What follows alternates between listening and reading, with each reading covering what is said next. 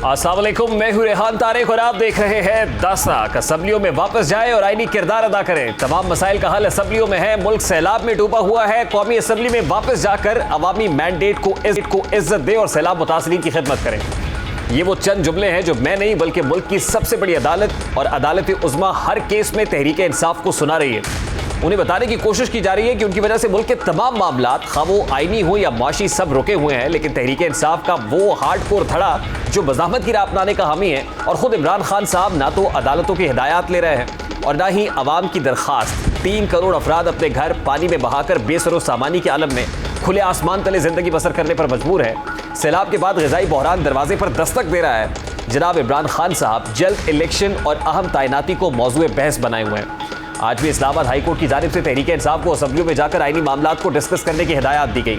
Chief justice Islamabad high court justice Athar Minallah ने बगावत की दफ़ा 124A के खिलाफ शीरी मज़ारी की दरख्वास्त पर समाअत की, जिसमें शीरी मज़ारी के वकील अबूजर सलमान खान न्याजी ने दलाइल देते हुए कहा कि दफ़ा 124A इजहार राय की आज़ादी सल्ब करने के लिए इस्तेमाल की जा रही है। दफ़ा 124A आइन में बुनियादी हुकूक से मुतसादिम है, जिसके जवाब में इस्लामाबाद हाई कोर्ट ने रिमार्क्स दिए कि PTI हुकूमत में भी बगावत इल्ज़ामात के मुकदमात दर्ज होते रहे हैं। कानून साजी पार्लियामान का इख्तियार है, आपको वहाँ जाना चाहिए। अदालत कानून साजी में मुदाखलत नहीं करेगी। सबको पार्लियामान पर एतमाद करना चाहिए। जस्टिस अतर मिनल्ला ने कहा कि दरख्वास्त गुजार शीरी मज़ारी मुतासरा फरीक नहीं, अदालत बगावत की मुकदमात गैर कानूनी करार दे चुकी है। PTI पार्लियामान का हिस्सा है, कानून साजी कर सकती है, पार्लियामान को मजबूत बनाएं, अदालत मुदाखलत नहीं करेगी। ये पहली बार नहीं है जब किसी अदालत की जानिब से तहरीक इंसाफ को असम्बलियों में वापस जाने का मशवरा दिया गया हो। कल ही चीफ जस्टिस उमर अता बंदियाल ने एक साथ इस्तीफा मंजूर करने के केस में तहरीक इंसाफ को पार्लियामान में जाने और सैलाब मुतासरीन की मदद करने का मशवरा दिया था। Chief justice of Pakistan Umar Ata Bandial ने कल केस की समाअत के दौरान कहा था कि तहरीक इंसाफ के मेंबरान को अवाम ने 5 साल के लिए मुंतखब किया है। PTI पार्लियामान में अपना किरदार अदा करे। पार्लियामान में किरदार अदा करना ही असल फरीजा है। करोड़ों लोग इस वक्त सैलाब से बेघर हो चुके हैं। सैलाब मुतासरीन के पास पीने का पानी या न खाने को रोटी है। तहरीक इंसाफ मुल्क की माशी हालत भी देखे। PTI को अंदाजा है 123 नशस्तों पर ज़िमनी इंतखाबात के क्या अखराजात होंगे जब से तहरीक इंसाफ की जानिब से असम्बलियों से इस्तीफे दिए गए हैं। मुतादिद मौके पर अदालतों ने तहरीक इंसाफ को वापस असम्बलियों में जाने का मशवरा दिया है। तहरीक इंसाफ की जानिब से बहुत से लोगों का ख्याल है कि उन्हें इस्तीफा वापस लेकर असम्बलियों के जरिए हुकूमत पर जल्द इलेक्शन के लिए दबाव डालना चाहिए। साबिक स्पीकर असद कैसर की जानिब से असम्बलियों में वापसी के हवाले से भी इंडिया दिया गया कि वो इस हवाले से तैयार है। असद कैसर इस हवाले से क्या राय रखते हैं? तहरीक इंसाफ के अंदर एक मजबूत धड़ा मौजूद है जो इस बात पर कायल है कि उन्हें असम्बलियों में वापस जाकर आईनी किरदार अदा करना चाहिए। लेकिन खुद चेयरमैन तहरीक इंसाफ इमरान खान असम्बलियों में वापस ना जाने की ठाने हुए हैं। इतलात है कि पसे पर्दा भी तहरीक इंसाफ को असम्बलियों में वापस जाने और मुज़ाकरात करने के बारे में कहा जा रहा है। मुख्तलिफ हलकों की जानिब से तहरीक इंसाफ को 2 टोक पैगाम दिया जा चुका है कि कोई गैर आईनी इकदाम नहीं उठाया जाएगा। लेकिन चेयरमैन तहरीक इंसाफ असम्बलियों में वापस ना जाने और जल्द इंतखाबात के बाद अब अहम तकर्री ना करने की रट लगाए हुए हैं और इस मामले को सुप्रीम कोर्ट में ले जाने की कोशिशों में है। ऐसे में जब मुल्क का 1/3 हिस्सा सैलाब में डूबा हुआ है, मुल्क की वज़ीर आज़म, वज़ीर ख़ारजा और बाकी वज़रा सैलाब ज़दगान की मदद करने पर तवज्जो मरकूज़ रखे हुए हैं। इमरान खान इक़्तिदार की हवस में मुब्तला होकर मुल्क को मज़ीद कशीदगी की तरफ धकेलने की कोशिशों में है। वज़ीर आज़म शहबाज शरीफ जो आज UN असम्बली में अहम खिताब करने जा रहे हैं और दुनिया को पाकिस्तान में सैलाब की तबाहकारियों से मुताल्लिक बताएंगे, शहबाज शरीफ मुसलसल कोशिशों में है कि किसी न किसी तरह सैलाब ज़दगान के लिए इमदाद इकट्ठी की जाए, IMF से सख्त शराइत में नरमी की जाए। वज़ीर ख़ारजा भी शेड्यूलिंग करने की बात कर रहे हैं, IMF से शराइत में नरमी की दरख्वास्त कर रहे हैं। कैसे वज़ीर ख़ारजा और वज़ीर आज़म पाकिस्तान के लिए रिलीफ तलाश करने में कोशा है? किस तरीके से वो जायज़ा लेंगे? मेरे नज़र में जो भी उन्होंने कैलकुलेशंस किए, जो भी उन्होंने स्टेटिस्टिक्स अस्यूम किया प्रिजम्पशंस पे, जिसकी बुनियाद पे ये एग्रीमेंट बना, वो अब सैलाब ने वो सारे फिगर्स उठा दिए और मेरा ख्याल में उनको नज़रसानी इससे ज़्यादा करना पड़ेगा। सोचना चाहिए कि ये डील अब आउट ऑफ डेट हो चुका है और जो ग्राउंड रियलिटीज़ है उसके मुताबिक हमें आगे बढ़ना पड़ेगा। तो इससे हमारा उम्मीद है IMF भी इसी नज़र से ये देखेंगे, लेकिन हम इस बात को बाकी ममालिक के साथ भी उठाएंगे कि इस किस्म की नाइंसाफ़ी नहीं हो सकते। अब यहाँ सवाल ये है कि जब मुल्क माशी तौर पर तबाही के दहाने पर और 1/3 हिस्सा डूबा हुआ है, ऐसे में मुल्क के अंदर जनरल इंतखाबात का इनेकाद मुमकिन है, और अगर मुमकिन भी हो तो क्या ये मुल्क और कौम के फ़ायदे में है? या सवाल तो ये भी है कि जब अदालतें, मुल्क की अवाम, हुकूमत, मुक़्तदरा सब एक पेज पर हैं और सैलाब की तबाहकारियों पर तवज्जो दिए हुए हैं, तो चेयरमैन तहरीक इंसाफ क्यों मुल्क की बेहतरी के लिए खिदमात अदा करने से गुरेज़ है? अगर तहरीक इंसाफ को सियासी मामलात और तकर्रियों पर खदशात है तो वो क्यों कौमी असम्बली में आने से गुरेजा है, जहां हर मसला पुरअमन तरीके से हल किया जा सकता है, जहां तमाम स्टेक होल्डर्स ऑन बोर्ड आ सकते हैं। इसी मामले पर बात करेंगे। इस वक्त सीनियर एंकर पर्सन तजियाकार सना बुच्चा साहिबा ने हमें ज्वाइन किया है। अस्सलाम वालेकुम सना बुच्चा साहिबा, बहुत बहुत शुक्रिया आपके वक्त के लिए। सना बुच्चा साहिबा, सबसे पहले तो फरमाइएगा कि खान साहब बारहा इस्लामाबाद पर चढ़ाई का इंदिया दे चुके हैं और हालिया भी वो ये कह चुके हैं कि वो जब इस्लामाबाद आएंगे तो राना सनाउल्लाह को छुपने की जगह नहीं मिलेगी, लेकिन फाइनल कॉल नहीं आ रही है। क्या है जो खान साहब को रोके हुआ है? खान साहब इस्लामाबाद पर चढ़ाई करने के पास अलावा उनके पास ऑप्शंस क्या रह गए हैं? रेहान साहब, आपको लगता है कि उनके पास आईनी जवाज़ रह गया है इस मुल्क से या इस हुकूमत से कुछ मांगने का? किस हक़ से वो कुछ मांगना चाहते हैं या मुतालबा करते हैं? मुझे तो ये समझ नहीं आई आज तक कि वो किस हक़ से मांगते हैं। पॉपुलर हैं, इस हक़ से मांगते हैं, तो फिर पॉपुलैरिटी में तो फिर बहुत लोग हैं, क्या वो सब मांगना शुरू कर दें इनसे? पॉपुलर तो फिर तालिबान भी थी, धमकी आमोज़ गुफ्तगू तो वो भी करते थे, धमकी आमेज़ गुफ्तगू, और वो यही कहते थे कि हमें तो शरीयत का नफाज चाहिए। इमरान खान साहब को क्या चाहिए? और इमरान खान साहब को जो चाहिए वो आपको भी पता है, मुझे भी पता है, आवाम को भी पता है। वो उनको चाहिए कि वो ही वो हों और वही सब फैसले करें और वही फैसले करने के काबिल हैं, वही फैसले करने का सर्टिफिकेट लेकर आए हैं कहीं से। और ये जो आपने बात की कि कॉल क्यों नहीं दे रहे, देखिए ना, अभी तो एक जैसे हज कैंप होता है, मैं पहले भी कह चुकी हूँ, एक एहतजाजी कैंप के ऊपर कोर्स जारी है इस वक्त। टाइगर्स और टाइग्रेसेस उनके जो हैं वो भी इस तरह से सीख रहे हैं कि कैसे पत्थर से पत्थर को रब करके आग जलाई जा सकती है। जब टेयर गैस शेलिंग हो तो फिर उससे बचाव के लिए कितने दरख्त जलाने हैं, अगर आप कोई छाए में ना खड़े हों और अगर आप पे धूप आ रही हो तो आपने अपने आप को धूप से कैसे बचाना है। तो ये तमाम तरह आई थिंक अभी कोर्स जारी है। और साथ साथ ये भी देखना है, इमरान खान साहब ने कहा है कि मैं सबको मॉनिटर कर रहा हूँ इस्लामाबाद में बैठ के कि कितने लोग मेरे लिए निकल के आते हैं। इमरान खान साहब को बहरहाल ये समझना होगा कि उन्होंने बहुत बड़े बड़े जलसे किए हैं और अनडाउटेडली बड़े जलसे किए हैं, इसमें कोई दो राय नहीं है। मैं कोई अंधी नहीं हूँ, बिल्कुल सही बात है कि उनके जलसे बहुत बड़े थे, बहुत लोग आए थे।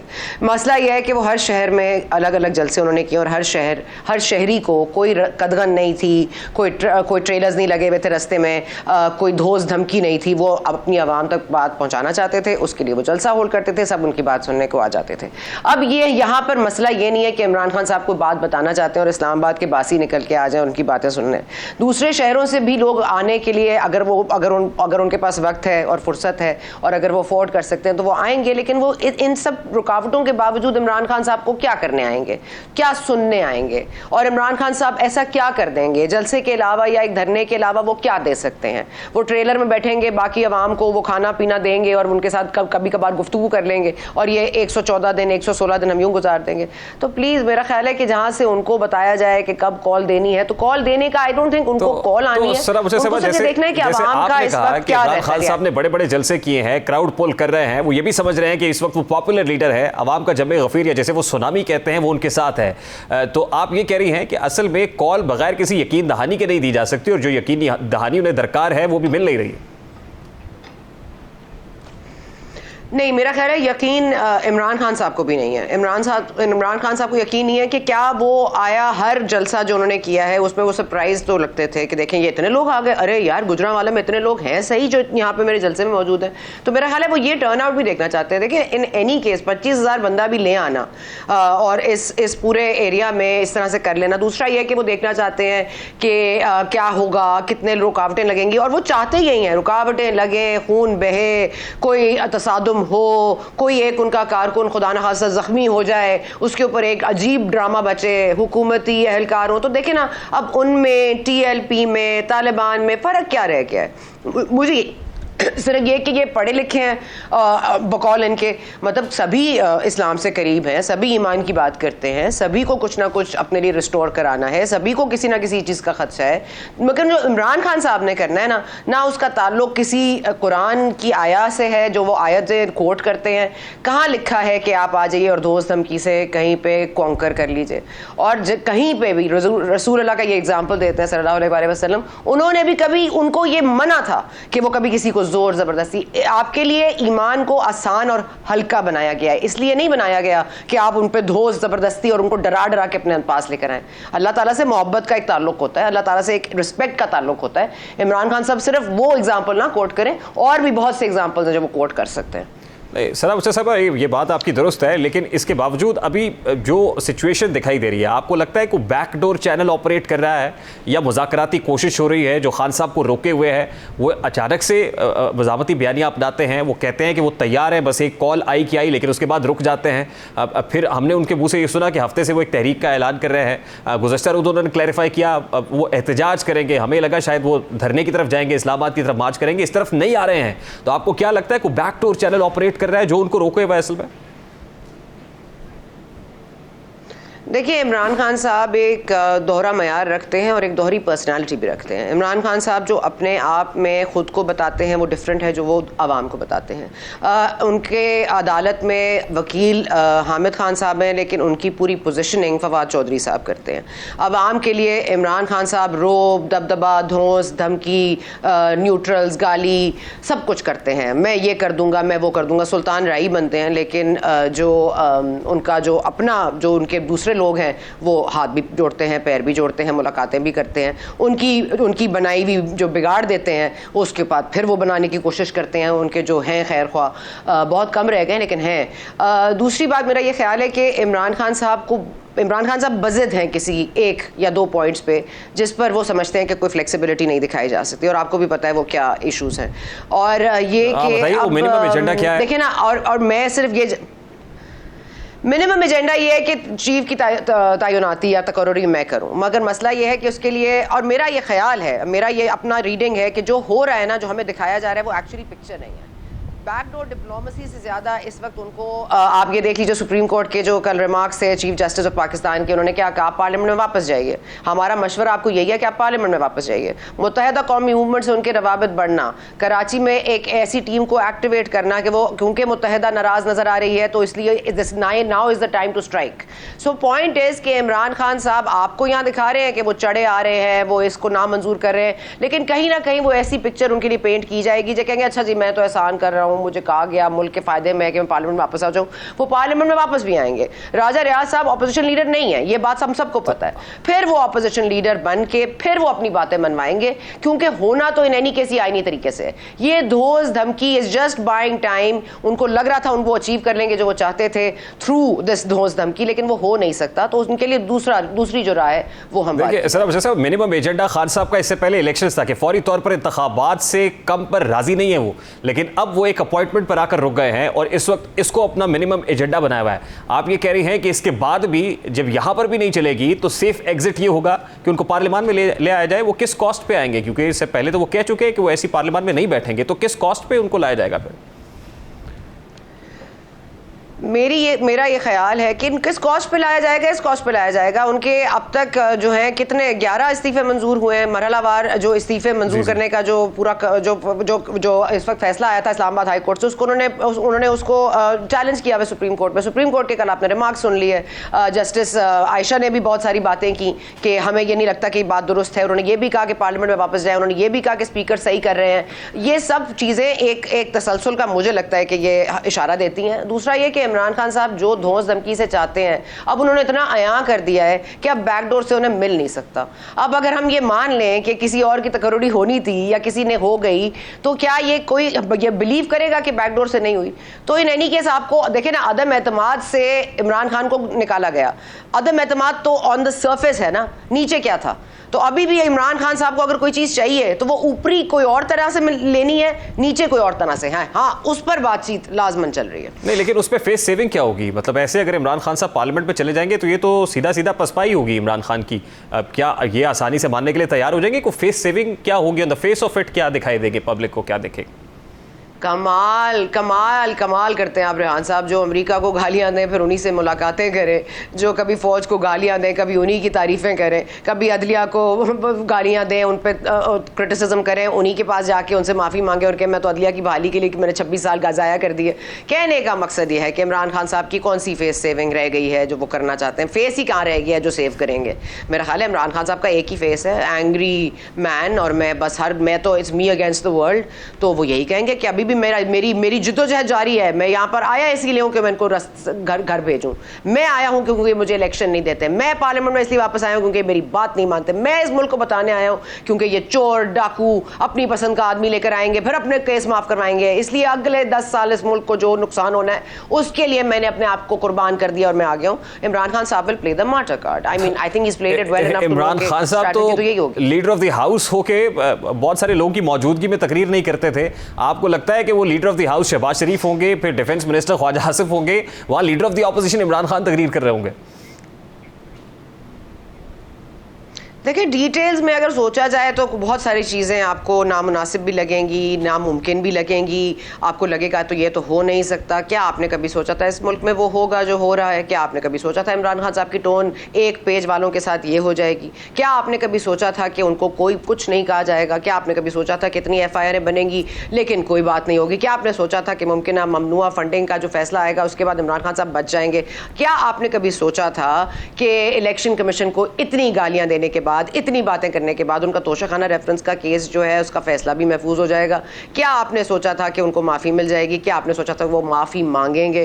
तो सोचने में और होने में तो फ़र्क है रेहान साहब, और इस मुल्क में हमें हमेशा सरप्राइज मिला है। इसका मतलब तो ये है ना कि लीडर ऑफ द ऑपोजिशन अगर इमरान खान होंगे तो उनका नाअहल ना होना भी ज़रूरी है। फिर तोशाखाना रेफरेंस हो या ममनुआ फंडिंग केस हो, यहाँ से क्लीन होंगे तो लीडर ऑफ द ऑपोजिशन होंगे ना। आपको क्यों लगता है कि टाइम क्यों लग रहा है? एक हफ्ता उनको मजीद क्यों दिया गया है? आपको क्यों लगता है इलेक्शन कमीशन ने फैसला क्यों महफूज कर दिया गया है? हम वो जल्दी में तो कोई भी नहीं है ना। हर कोई ये बाइंग टाइम क्यों बाय कर रहे हैं टाइम? अगर आपने चार्ज फ्रेम करना है तो करें। आपने अगर तोशाखाना रेफरेंस में वो गिल्टी हैं तो बता दें। आपको क्या लगता है ये फैसले महफूज होते हैं, टाइम पे टाइम दिए जाते हैं, अब गैर मुअय्यना मुद्दत के लिए फैसले और केसेस इंतजार फरमाइए में चले जाते हैं? तो ये सब क्यों होता है? यही है जो अल्टीमेटली इमरान खान गेन कर रहे होंगे सना मुझे साहब। यही इमरान खान गेन करके सभी वापस चले जाएंगे। यही गेन होगा तो फिर पब्लिक को हकीकी आज़ादी और हकीकी जमहूरियत की जंग, ये सब मुझे आवाम के लिए सिर्फ अफसोस हो सकता है जो उनके पीछे खड़ी है और वो अब तक उनको पहचान नहीं पाई है। ये मतलब मुझे बहुत इस बात का शदीद अफसोस है। लेकिन मेरा ख्याल है कि सब अपने अपने टाइम से अपनी अपनी चीज़ों को सीखते हैं।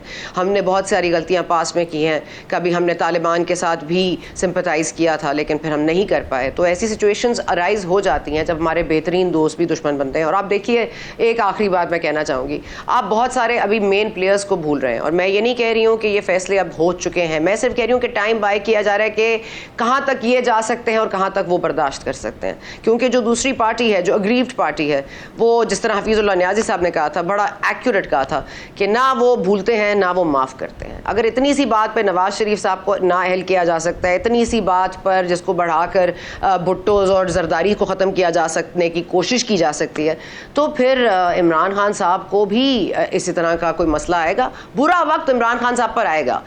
आया कि वो जल्द आएगा या बदेर आएगा, आया कि वो पार्लियामेंट के अंदर आके आएगा या पार्लियामेंट से नाअहल होके आएगा, आया कि वो अब आएगा या नवंबर में आएगा, अक्टूबर 30 तक आएगा या उससे पहले आएगा। 30 अक्टूबर, आई थिंक अक्टूबर के फर्स्ट फ्यू वीक्स में हमें पिक्चर क्लियर होना शुरू हो जाएगी। ऑल्दो शेख रशीद साहब तो ये कह रहे हैं कि स्टार्ट ऑफ द मंथ आपको ये इंडिकेशन, ये इमरान खान शेख रशीद तो ये कह रहे हैं कि 15 अक्टूबर से पहले हुकूमत घर चली जाएगी। बुरा वक्त इमरान खान पे आएगा, तो क्विकली ये बता दीजिए अच्छा वक्त किस पे आने वाला है? देखिए, मैं वही कह रही थी, सॉरी आपकी बात मैं काट रही हूँ, लेकिन मैं जो पहले कहना चाहती थी मैं अपनी बात में भूल गई। ये देखिए, अभी आप बहुत सारे मेन प्लेयर्स को भूल रहे हैं। आप जहांगीर खान तरीन को भूल रहे हैं, आप पंजाब में अदम एतमाद की मूव को भूल रहे हैं, अभी आप अलीम खान को भूल रहे हैं, अभी आप ओन चौधरी को भूल रहे हैं। आप मत भूलिए कि इस मुल्क में एविडेंस सिर्फ इदारों के पास नहीं है। मामलात सिर्फ एक केस ख़त्म करने से परवेज़ इलाही साहब की हुकूमत में ख़त्म नहीं होते। एक फ़रा गोगी साहिबा के ऊपर केस ख़त्म करने से फ़रा गोगी साहिबा गायब नहीं हो जाती। फ़रा गोगी साहिबा एग्जिस्ट करती हैं। बहुत सारी चीज़ें अभी बाकी हैं, पिक्चर अभी बाकी है मेरे दोस्त, इसलिए इंतज़ार फरमाइए। कोई ऐसा मसला नहीं है, ये इस मुल्क में यही खेल तमाशा रहेगा जारी।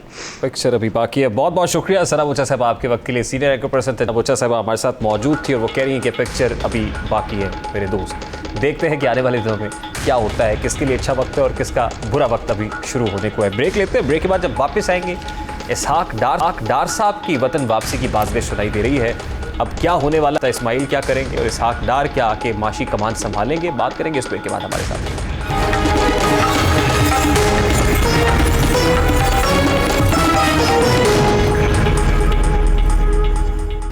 Welcome back. साबिक वजीर खजाना इसहाक डार की वतन वापसी की बाज़गश्त सुनाई दे रही है, क्योंकि आज एहतसाब अदालत ने इसहाक डार को इश्तिहारी करार देने के हवाले से मुकदमे में दरखास्त मंजूर करते हुए दायमी वारंट गिरफ्तारी मनसूख कर दी और उन्हें गिरफ्तार करने से रोक दिया गया।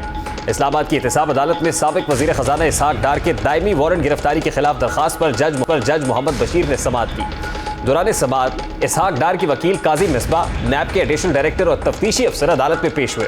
वकील ने इसहाक डार को गिरफ्तार करने से रोकने की इस्तदा करते हुए कहा कि उनके मौक्किल एयरपोर्ट से सीधा अदालत आएंगे, लिहाजा उनकी गिरफ्तारी से नैब को रोका जाए। अदालत ने वकील की दरखास्त मंजूर करते हुए इसहाक डार के दायमी वारंट मुअत्तल कर दिए। एहतसाब अदालत के जज ने कहा कि इसहाक डार को सरेंडर करने का मौका देते हैं, उन्हें पाकिस्तान आने पर गिरफ्तार ना किया जाए, वो पाकिस्तान वापस आ जाए, फिर वारंट मनसूखी को देखेंगे। कल ही एहतसाब अदालत इसहाक डार के वारंट को मुअत्तल करने का हुक्म दे चुकी है, जबकि एक रोज कबल साबिक वजीर खजाना से सुप्रीम कोर्ट से इश्तिहारी करार देने के खिलाफ दायर दरखास्त वापस लेते हुए कहा था कि मुतल्लिका फोरम से रुजू किया जाए। इस हवाले से पाकिस्तान तहरीक इंसाफ के रहनुमा फवाद चौधरी ने भी सोशल मीडिया पर एक बयान जारी किया, जिसमें दावा किया गया कि इसहाक डार को रिहा करने की तैयारी हो रही है। हैरान हूं कि अदालतें तमाशा देख रही। का जो आज का फैसला है, और फिर ये कहा जा रहा है एक आदमी जो मफरूर रहा वो वापस आ रहा है और पाकिस्तान का वज़ीर ख़जाना होगा। यही वो NRO-2 था जिसके ऊपर इमरान खान शुरू से अपनी आवाज़ बुलंद कर रहे हैं। हकीकी आज़ादी का जो अमल हमने शुरू किया है उसको एक नई हम जहद दे रहे हैं। अब इंशाअल्लाह ताला हम जो स्ट्रेटजी लेके आ रहे हैं वो राना सनाउल्लाह एंड कंपनी को हैरान कर देगी। उनको पता ही नहीं हम क्या करने जा रहे हैं। फवाद चौधरी ने इससे कबल यह दावा किया था कि शहबाज शरीफ ने अपनी ही भतीजी मरियम नवाज शरीफ के खिलाफ करप्शन के मुकदमे में स्टेट प्रोसिक्यूटर उस्मान चीमा की तकर्री की थी। पाकिस्तान तहरीक इंसाफ के सीनियर रहनुमा और साबिक वजीर इत्तलात चौधरी फवाद हुसैन ने ट्वीट की कि जब इस्लामाबाद हाई कोर्ट सियासतदान मरियम नवाज शरीफ के खिलाफ करप्शन केस की समाअत कर रही थी तो वजीर आजम की तरफ से मुकर्रर करदा प्रोसिक्यूटर इस हवाले से परेशानी का शिकार थे कि वो किसकी तरफ से पेश हो रहे हैं, कौमी एहतसाब ब्यूरो यानी नैब या मुलजिम की तरफ से। लेकिन हकीकत में बैरिस्टर उस्मान रशीद चीमा को 2020 में चौधरी हुसैन की अपनी सियासी जमात पाकिस्तान तहरीक इंसाफ के दौर में एंटी करप्शन बॉडी का प्रोसिक्यूटर मुकर्रर किया गया था। इब्तदाई तौर पर वकील ने शहबाज शरीफ और उनके खानदान के खिलाफ मनी लॉन्ड्रिंग के केस में कौमी एहतसाब ब्यूरो की नुमाइंदगी की। फिर जुलाई 2021 में उस्मान रशीद चीमा को नैब की तरफ से लीड वकील और 5 रुकनी प्रोसिक्यूशन टीम का सरबराह मुकर्रर किया। एवनफील्ड अपार्टमेंट्स केस में मरियम नवाज शरीफ की सजा के खिलाफ दायर की गई अपील का जवाब दे सके।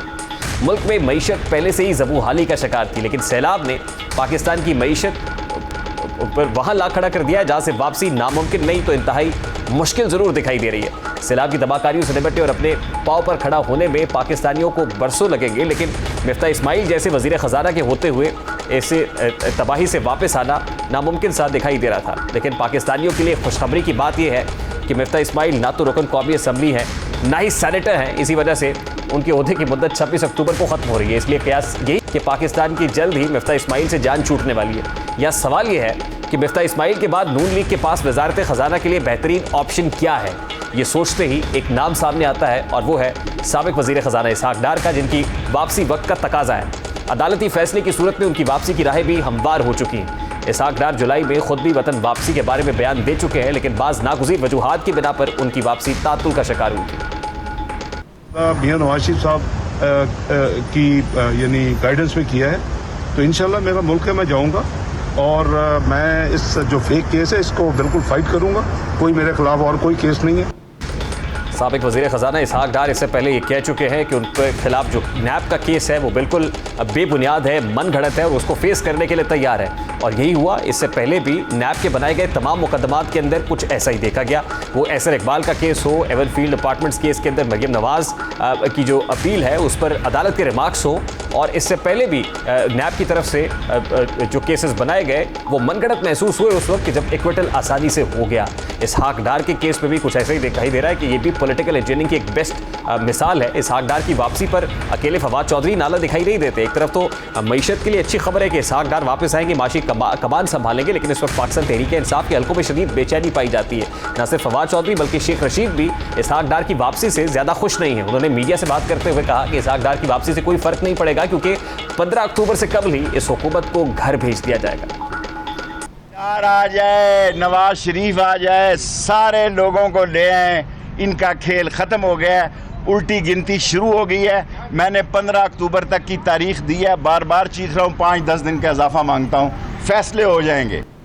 शेख रशीद एक और तारीफ दे रहे हैं। हमेशा की तरह और हस्ब रिवायत इसहाक डार की वतन वापसी की बातें हो रही हैं, तो आज कुछ हक़ाइक़ आपके सामने रखते हैं कि इसहाक डार पर केस किसने दायर किया और उन्होंने किन हालात में खुद साख्ता जलावतनी इख्तियार की। सुप्रीम कोर्ट ने पाकिस्तान तहरीक इंसाफ यानी PTI के चेयरमैन इमरान खान, जमात इस्लामी के अमीर सिराजुल हक और अवामी मुस्लिम लीग के शेख रशीद की दरखास्त पर 28 जुलाई 2017 को साबिक वज़ीर आज़म नवाज शरीफ के खिलाफ और उस वक्त के वज़ीर ख़जाना इसहाक डार के खिलाफ रेफरेंस दायर करने का हुक्म दिया था।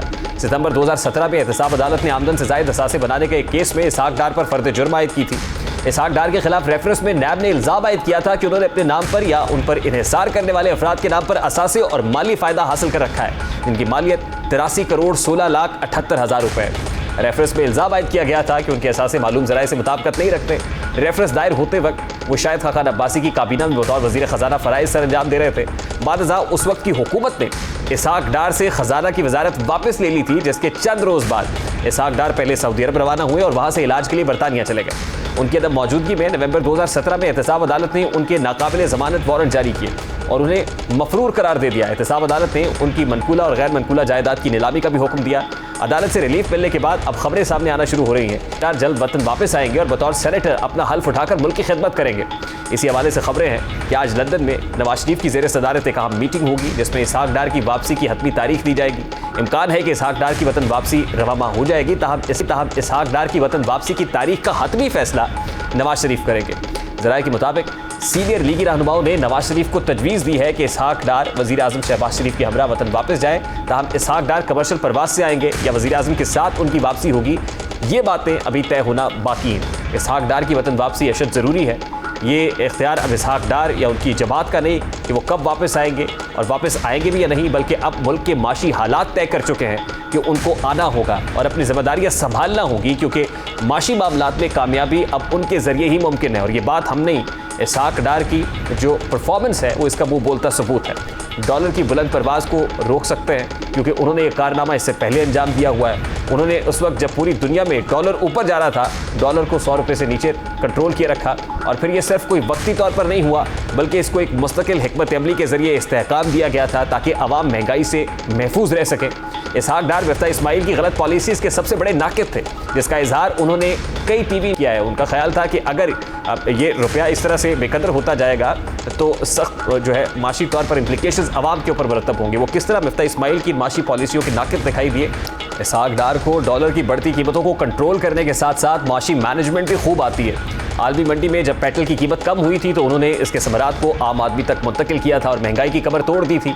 वो पाकिस्तान के पहले वजीर खजाना थे जिन्होंने IMF का पैकेज कामयाबी से न सिर्फ मुकम्मल किया था, IMF प्रोग्राम को मुकम्मल किया, बल्कि कौम को इस अफरीद से मुकम्मल निजात दिलाने की यकीन दहानी कराई थी। जब से इसहाक डार ने वजारत खजाना का ओहदा छोड़ा है, तब से लेकर अब तक रुपया 105 से 140 तक पहुंचा। इसहाक डार को मुल्क के अंदर और बाहर करेंसी गिराने के लिए दबाव का सामना था, लेकिन उन्होंने ज़बरदस्त स्टैंड लिया और रुपये की कदर को गिरने नहीं दिया। इसहाक डार को पाकिस्तान के चंद बेहतरीन वज़ीर ख़जाना में शुमार किया जा सकता है। इसका सबूत यह है कि 2017 में पाकिस्तान की मईशत की सूरत हाल कुछ यूँ थी कि ज़र मुबादला ज़खायर 20 अरब डॉलर्स थे। इसहाक डार के दौर में मुल्क की GDP ग्रोथ 6.1% थी। अब के दौरे हुकूमत में लोड शेडिंग 0 और अफरात ज़र 4% था। अशिया खुरोनोश की कीमतें भी आज की निस्बत कम से कम 4 गुना सस्ती थी। इसहाक डार महंगाई के हवाले से भी बहुत कामयाब थे। उनकी मार्केट मॉनिटरिंग इतनी सख्त थी कि ज़ख़ीरा अंदोज़ी से पहले खबर आ जाती थी कि उसे कंट्रोल करने के लिए इक़दाम उठा लिए जाते थे। उनके दौर में चीनी, घी, दाल की कीमत कंट्रोल में रही। इसीलिए इसहाक डार की वतन वापसी वक्त की अहम तरीन ज़रूरत महसूस हो रही है। अब ये देखना यह है कि क़यादत कब इसहाक डार को वतन वापसी का कहती है और किस वक्त वो वतन वापस आते हैं। अभी एक ब्रेक लेंगे और ब्रेक के बाद जब वापस आएंगे, शहर इक़्तिदार में एक और नूर मुक़द्दम जैसा बहीमाना कत्ल हुआ है। इस वाक़े की तफसीलात आपके साथ रखेंगे इस ब्रेक के बाद हमारे साथ।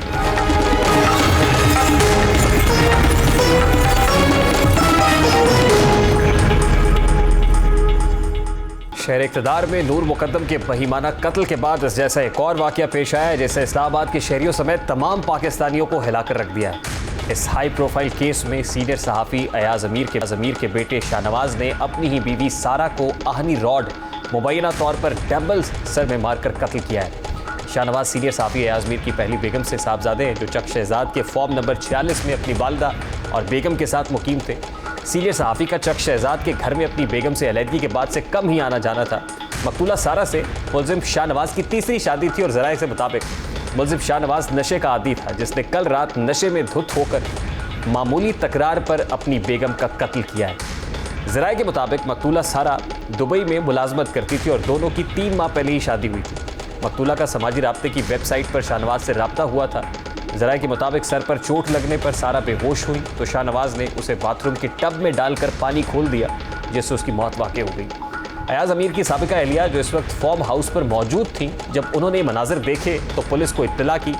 मुलजिम शाहनवाज इस वक्त पुलिस हिरासत में है। इस्लामाबाद पुलिस की जानिब से भी इस वाक़े पर रद्दअमल दिया गया है, जिसमें उनका कहना है कि अयाज अमीर के बेटे शाहनवाज को हिरासत में ले लिया गया है। इस्लामाबाद पुलिस के सीनियर अफसरान और फोरेंसिक टीमें मौके पर मौजूद हैं। पुलिस तर्जुमान का कहना है कि वाक़े की तफ्तीश जारी है, जो भी हक़ाइक़ सामने आए वो शेयर किए जाएंगे। बहू के कत्ल की खबर मिलने पर जब सीनियर सहाफ़ी अयाज अमीर चक शहजाद पहुँचे तो सहाफ़ियों ने उन्हें घेर लिया और मुख्तलिफ सवालात किए। सीनियर सहाफ़ी ने इन तहम्मुल से जवाबात देते हुए कहा कि इस हवाले से चक शहजाद फार्म हाउस में मीडिया से बात करते हुए वो जो कह रहे थे, बड़ा दिल गिरफ्ता हूँ, काफ़ी सदमे में दिखाई दिए और ये भी कहा कि ऐसा सदमा किसी को ना उठाना पड़े। अयाज अमीर साहब से जब सहाफ़ियों ने बात की तो उन्होंने किस टोन में क्या जवाब दिया, उसकी एक झलक आपके सामने।